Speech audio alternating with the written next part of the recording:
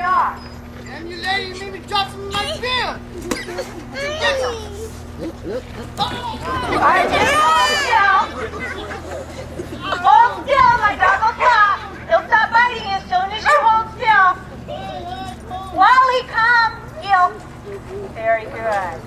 Very good. Wally, heel. Go ahead, let her go. Heel, heel. I'm staring out after that. We'll do it one more time just for fun. Good job, Miss Annie. Wally, heel.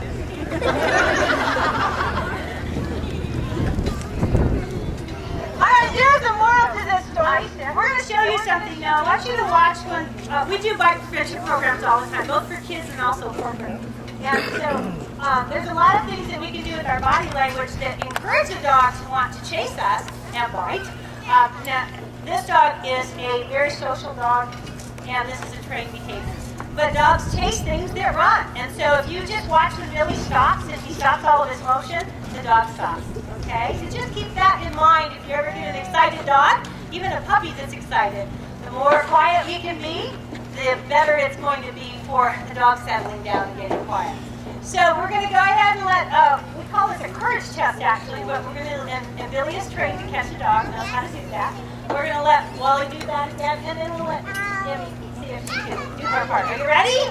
All right, Wally likes his part. Go!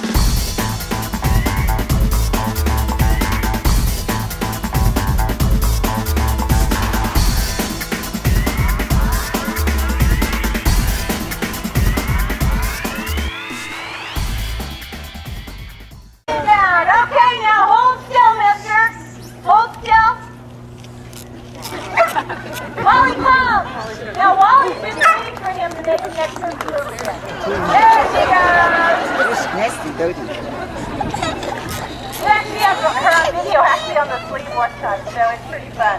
But Miss Emmy, as you can see, is so cute. Lots of people don't train little dogs. And she's kind of a pistol around the house. She goes out to cat door, flies right through the air like she's a little bat.